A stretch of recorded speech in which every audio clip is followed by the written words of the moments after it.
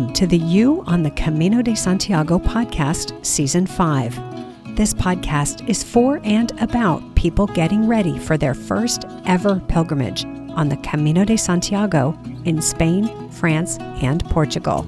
With your host, Camino guide and longtime pilgrim, Nancy Reynolds of the Camino Experience.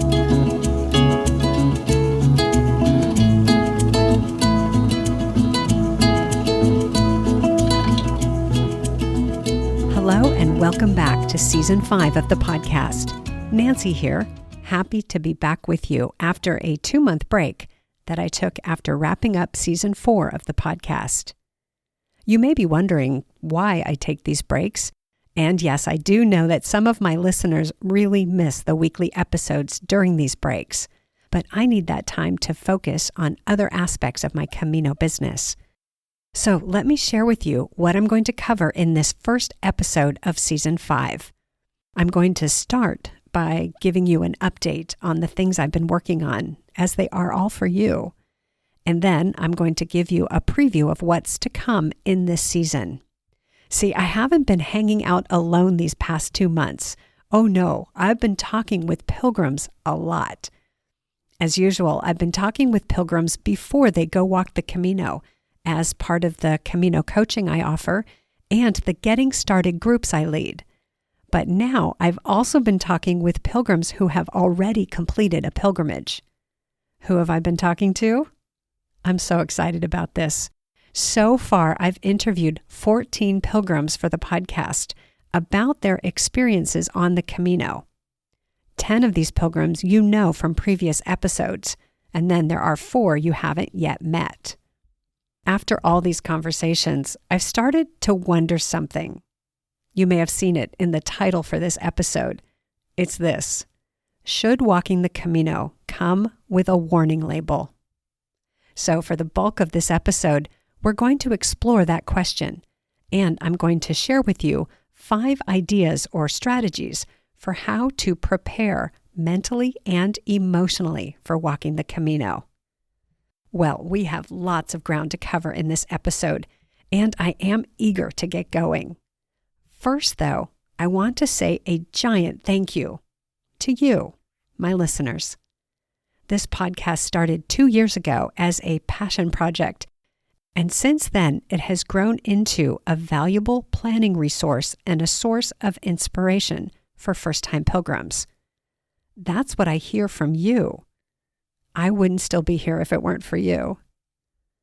The 78 episodes of the You on the Camino de Santiago podcast have been downloaded a combined total of more than 220,000 times in more than 100 countries.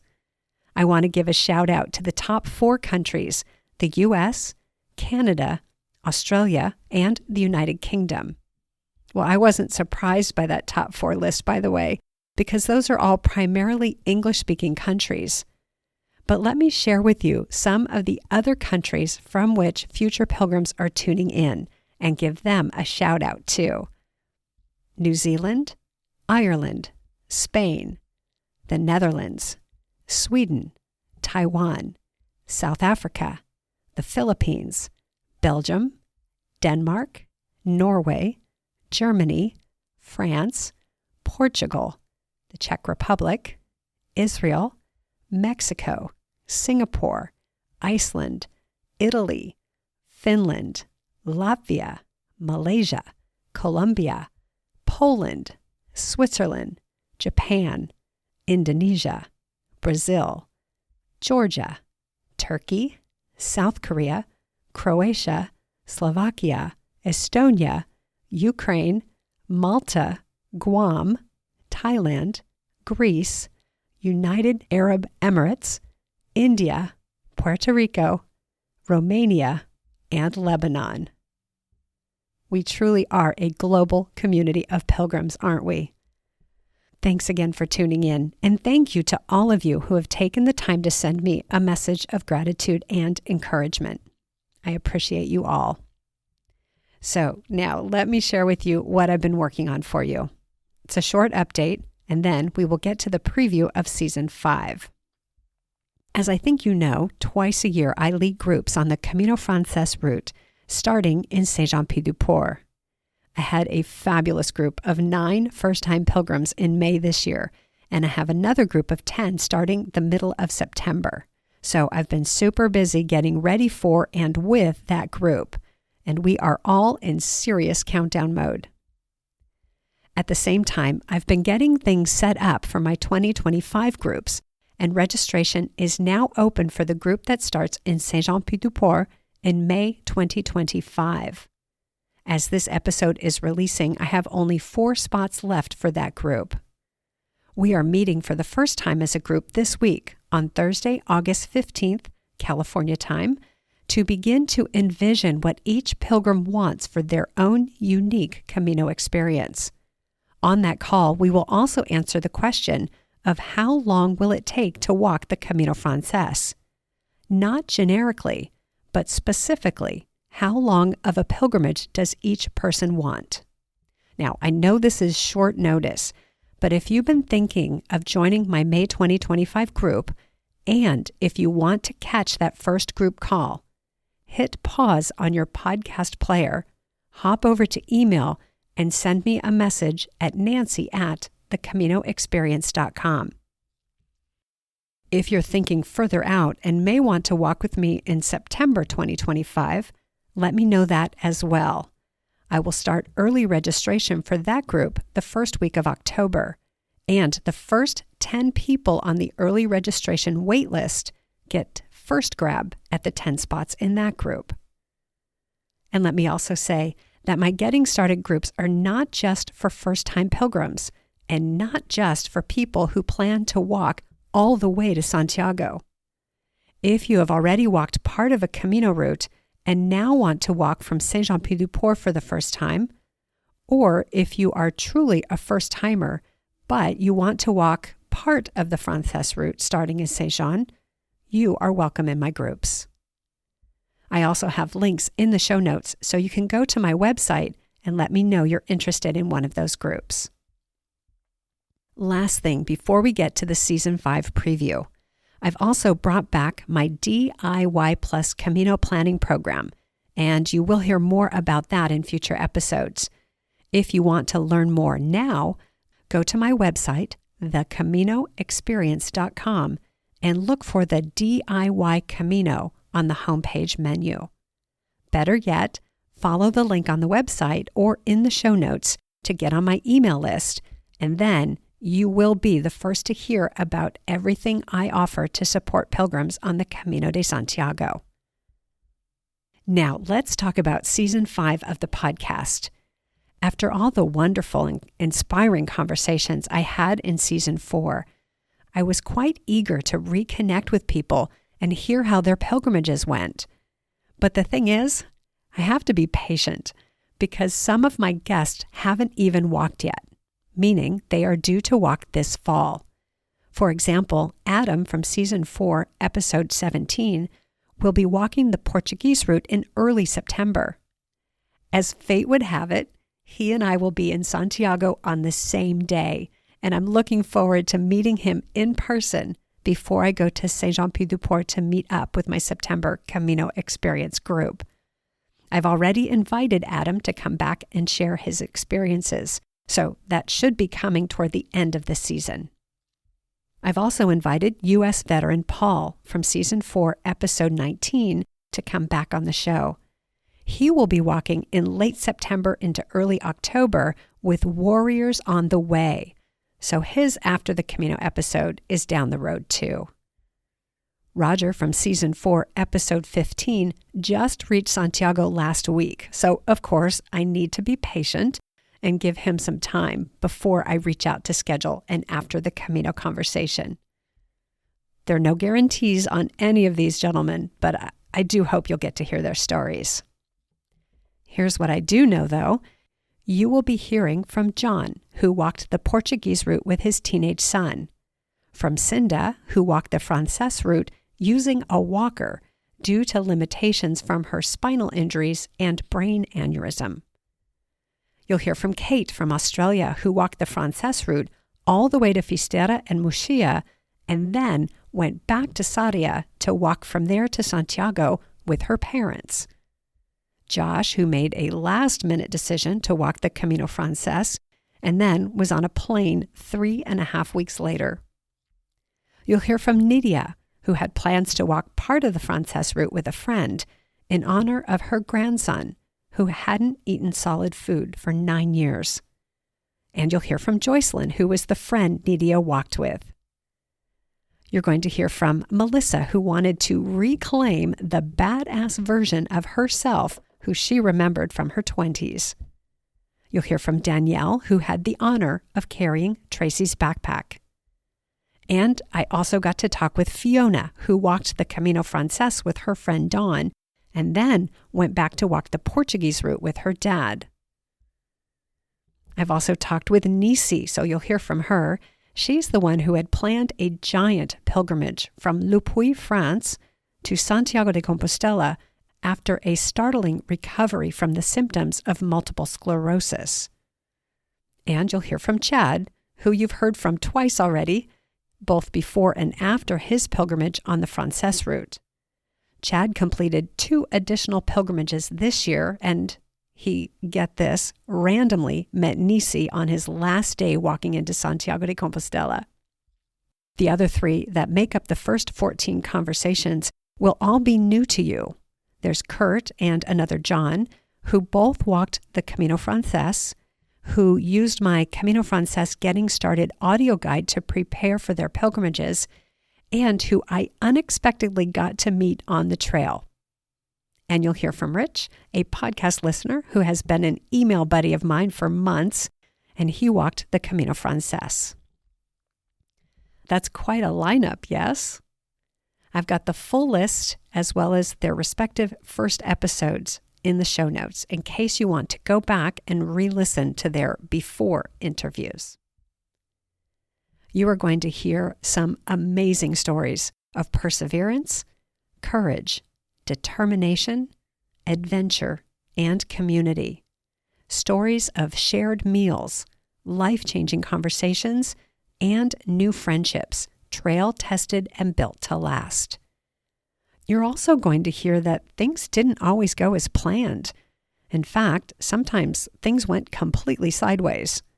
You're going to hear about injuries, illnesses, lost items, getting lost on the trail, boots that gave out, unexpected expenses that blew the budget, accommodations that were unexpectedly far away from the center of town, and missed transportation connections. But every one of these pilgrims survived.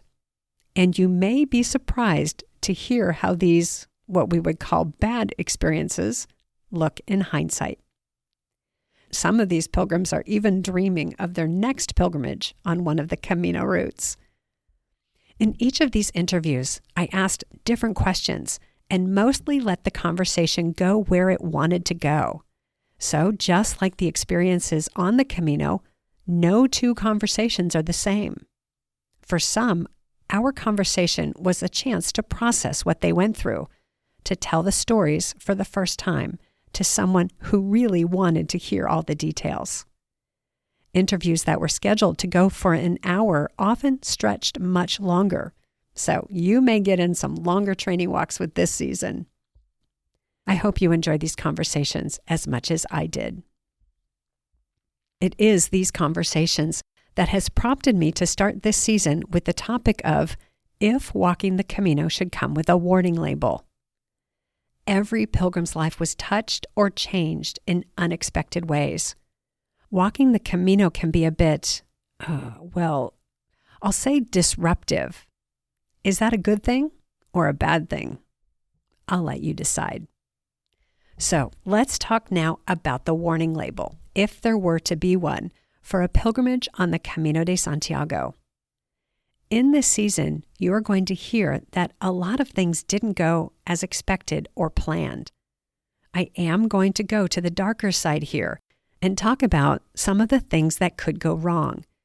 But don't worry, I am also going to talk about some of the wonderful ways walking the Camino can impact your life for the better.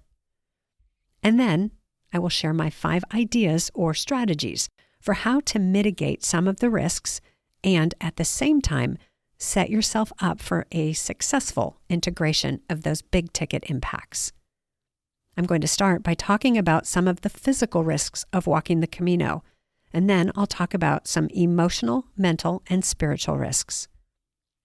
Let me preface this by saying that just because these things happen on the Camino, and many of them either happened to or were observed by the pilgrims you're going to hear from this season, that doesn't mean they will happen to you. Most of these things are completely preventable. Okay, here we go with some physical risks of walking the Camino, starting with injuries and illnesses.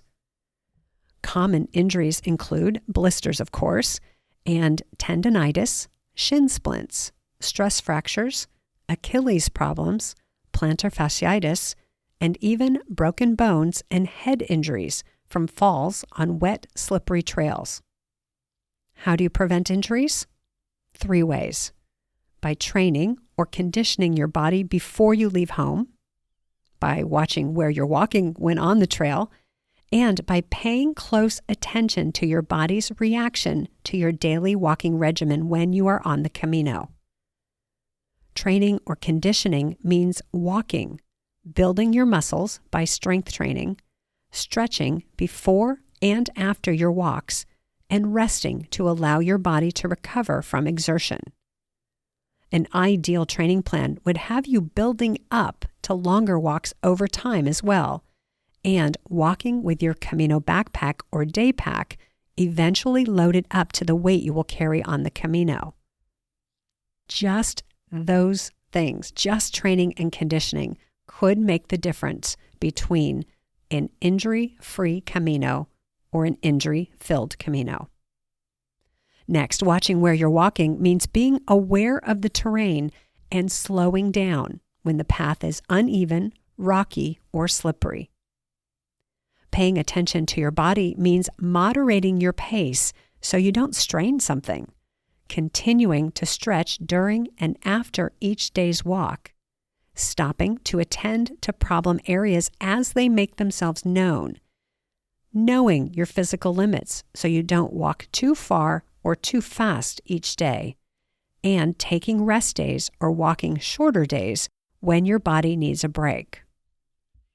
I won't lie, this can be really hard to do when you're on the Camino.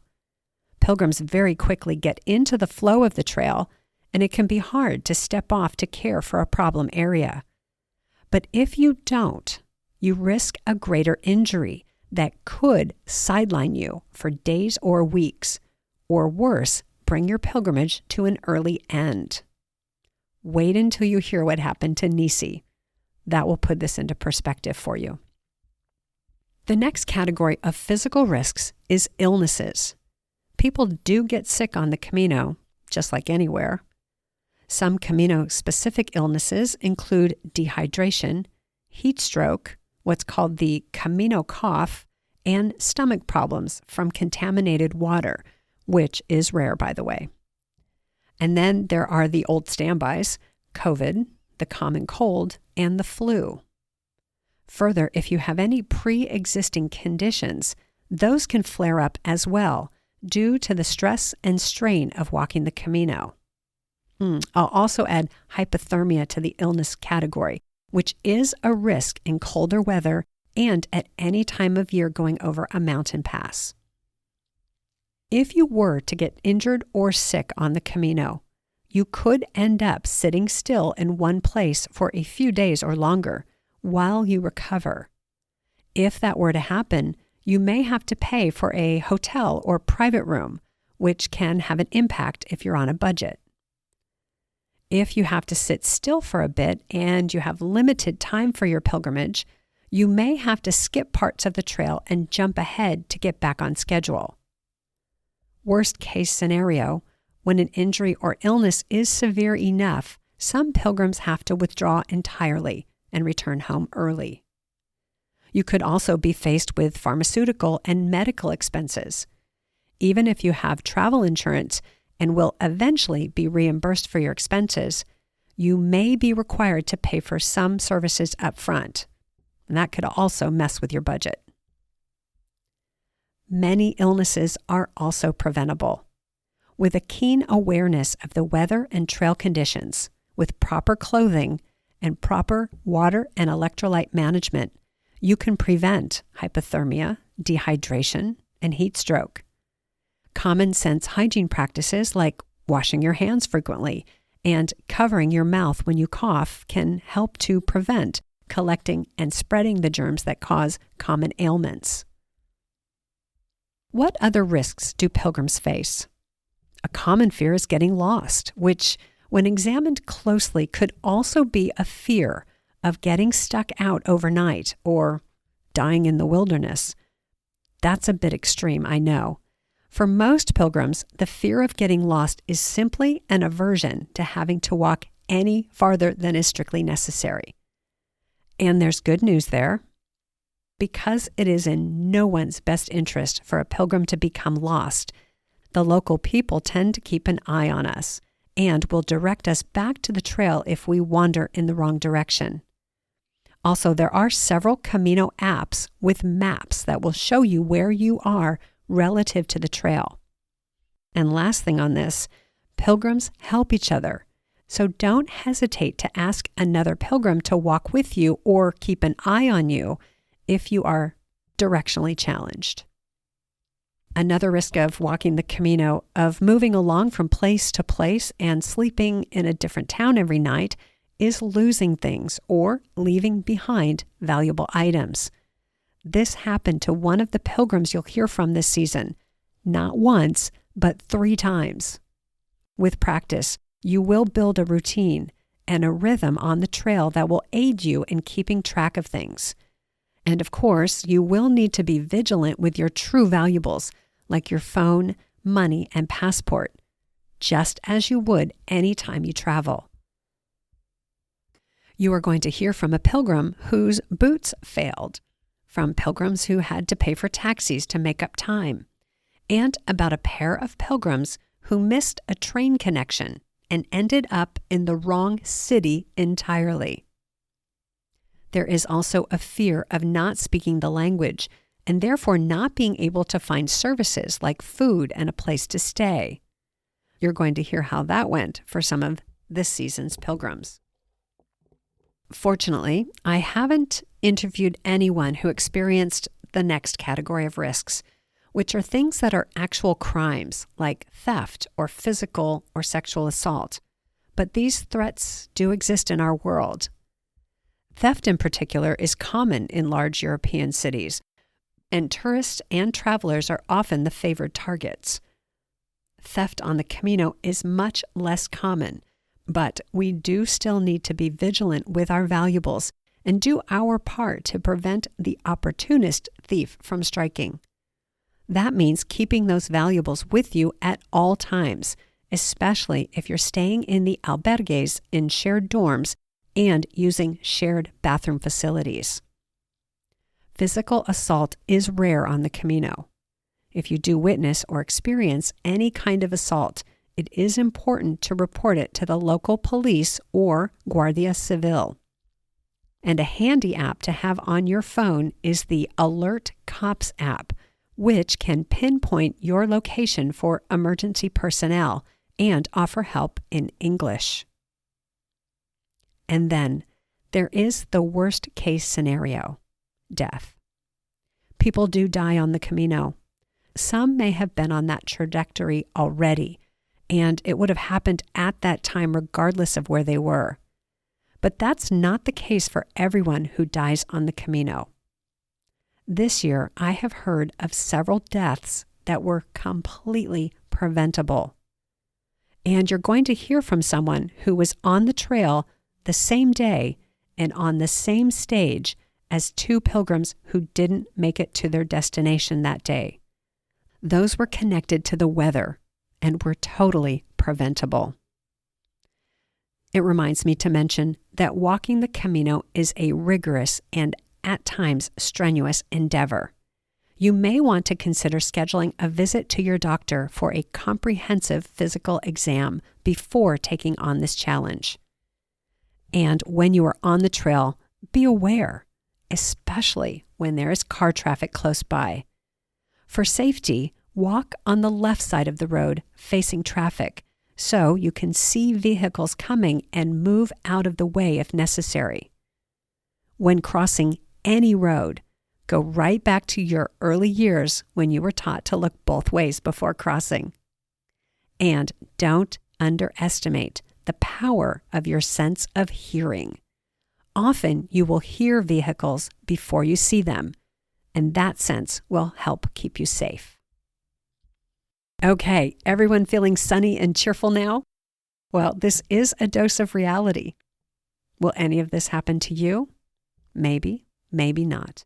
But I'd encourage you to focus on, yes, preventing problems whenever possible. Now I'd like to talk about some of the less physical, less tangible risks of walking the Camino. By that I mean the emotional, mental, and spiritual risks.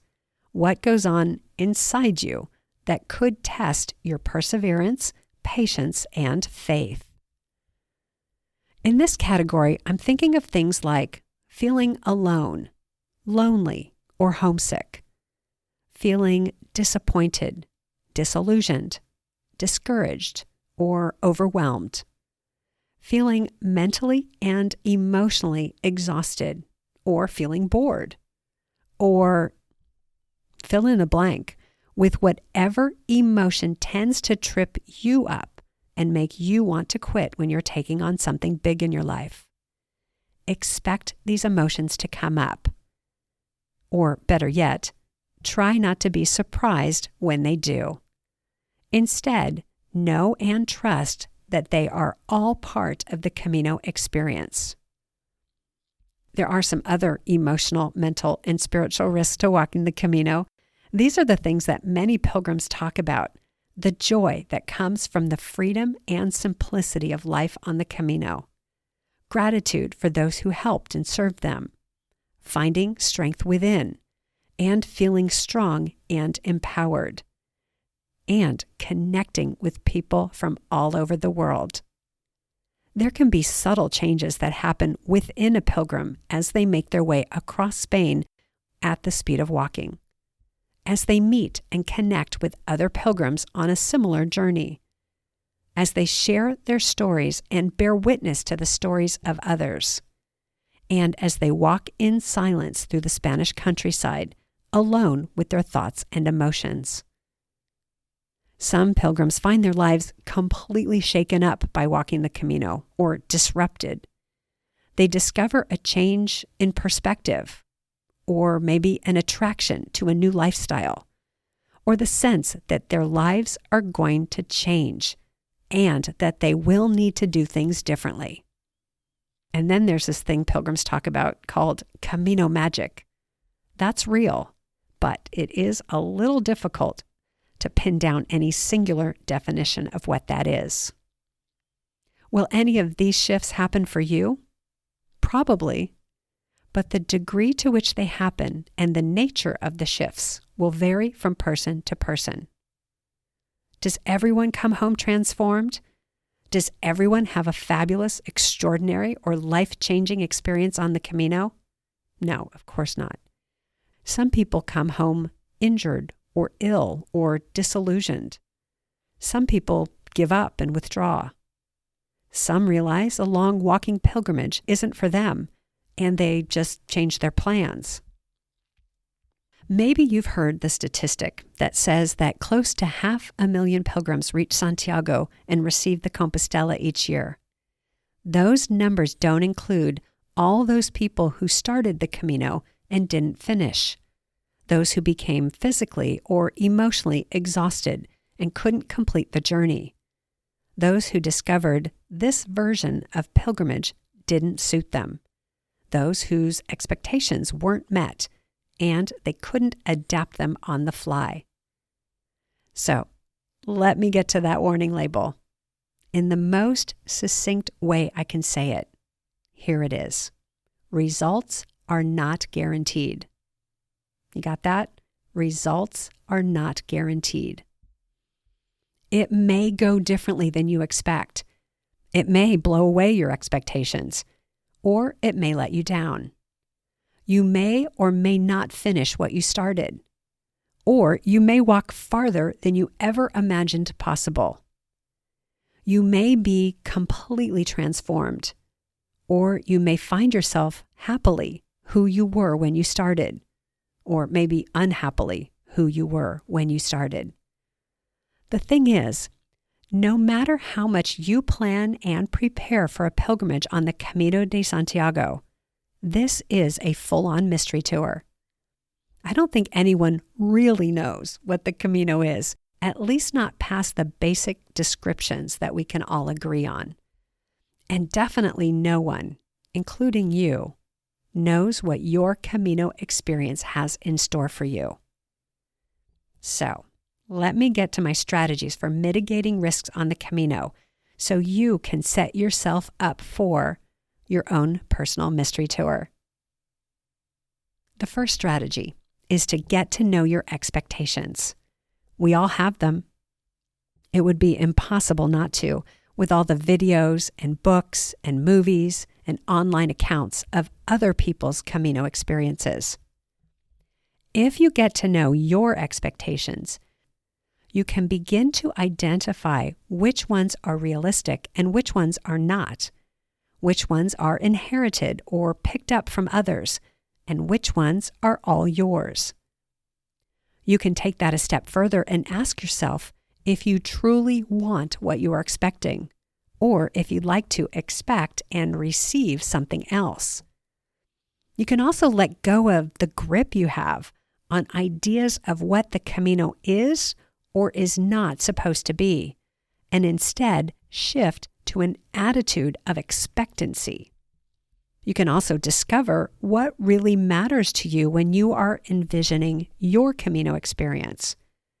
For some, that will be walking in solitude, while others are going to the Camino for the communal pilgrim meals. You may be hoping for a month or more outside in stunning scenery. Will you find that on your chosen route? And the biggest expectation I hear, perfect weather. Well, you'll hear how that went for this season's guests. The next strategy is to set intentions. I like to set intentions when I walk the Camino as a way to set the tone and to divert my attention from any preconceived ideas about what the journey will be. The way I set my intentions is by asking myself a simple question. What do I want more of in my life? Or what do I want less of? More love, more patience, more connection, more strength, more fun, more flexibility. On the other side of that, I may want less drama, less stress, less procrastination, less doubt, less worry, less pride, less arrogance, or to make fewer assumptions.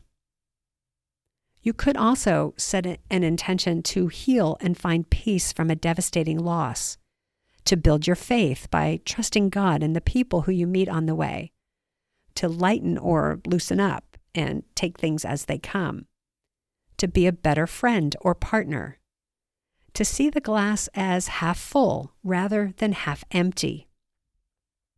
Another way to think about intentions is to fall back on the idea made popular by Stephen Covey in the late 80s. Begin with the end in mind. When you get to Santiago de Compostela, and when you get back home from your pilgrimage, what quality or state of being do you want to have as yours, all yours?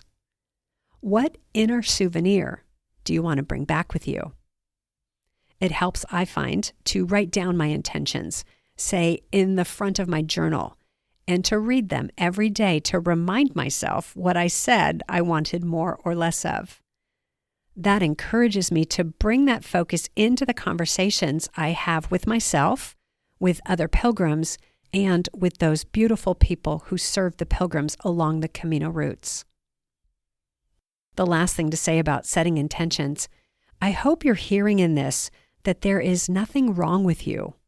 You don't need to fix anything about yourself. I just want to invite you to explore the question of what you want more and less of in your life. The next strategy is to use your imagination. You may want to pause the recording at times during this section to allow yourself to reflect and actually imagine yourself on the Camino. Start by imagining your best possible Camino experience. Imagine yourself at your starting point on the Camino, feeling calm and relaxed, as if you already know it's going to go well. Imagine yourself on the trail, following the yellow arrows, talking with new friends, and enjoying the scenery. Imagine yourself at the top of the mountain after a strenuous climb, savoring how strong you are.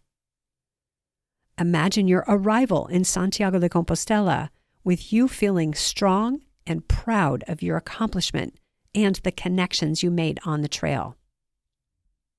Next, identify what you are most concerned about when you imagine yourself on the Camino. Are you worried about being alone on the trail or eating a meal alone in a restaurant? Are you afraid you'll feel homesick and will want to bail on your Camino dream a few days in? Are you concerned about getting injured or sick?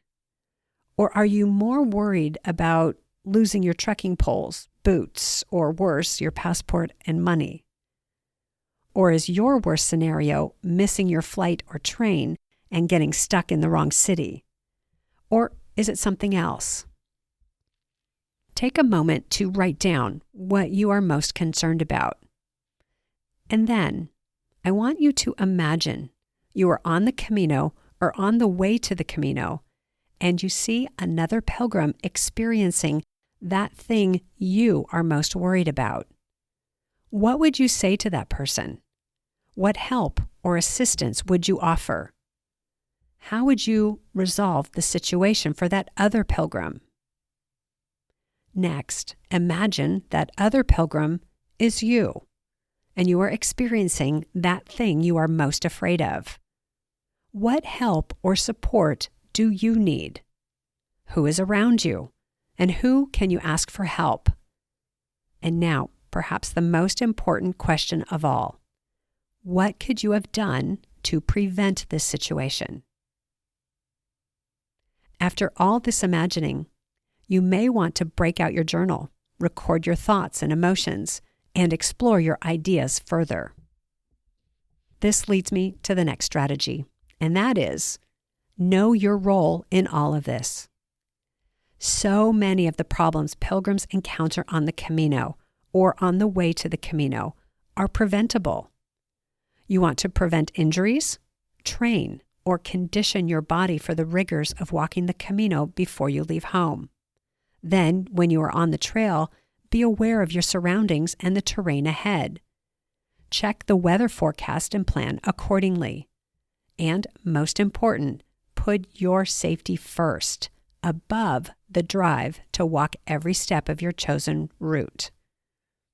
If plot twists do occur, slow down. Take a few deep breaths. Take inventory of the situation. Look for and ask for help. And I think you will find that you can solve most problems. And my final strategy for you today, expect disruption and plan for it. The Camino is going to throw you off your mark. It will challenge you physically, emotionally, and mentally. Expect that. Welcome it. And trust that you have what it takes to make this journey. You may have to dig deeper than you have ever dug before into your resourcefulness, your courage, your determination, and into your heart to let others share in this experience. You may have to bravely ask for and receive support to make this happen. You may have to cut corners in your spending or allocate your time differently. You may have to get downright uncomfortable. Will you get the transformation you're seeking? Maybe. Is the Camino worth it? Maybe. But here's what I know for sure. You are worth it. You are worth having your dreams become reality. So, get to know your expectations. Set intentions so you begin with the end in mind. Use your imagination to create a vision of the Camino experience you want to have. Know your role in all of this and expect the disruption that comes from walking a pilgrimage on the Camino de Santiago. Here's my conclusion. You got this. And I'm going to wrap up with a message to anyone who is dreaming of walking the Camino, but is hesitating or waiting for that elusive someday. Here it is, and I say this with love. Planes go to Europe every day. Get on one. This is your time to walk the pilgrimage to Santiago. I will be back next week with the first pilgrim conversation of the season. We'll be starting with the inspiring story of Cinda from Season 4, Episode 13, and her trail angels. Thanks again for tuning in. Bye for now.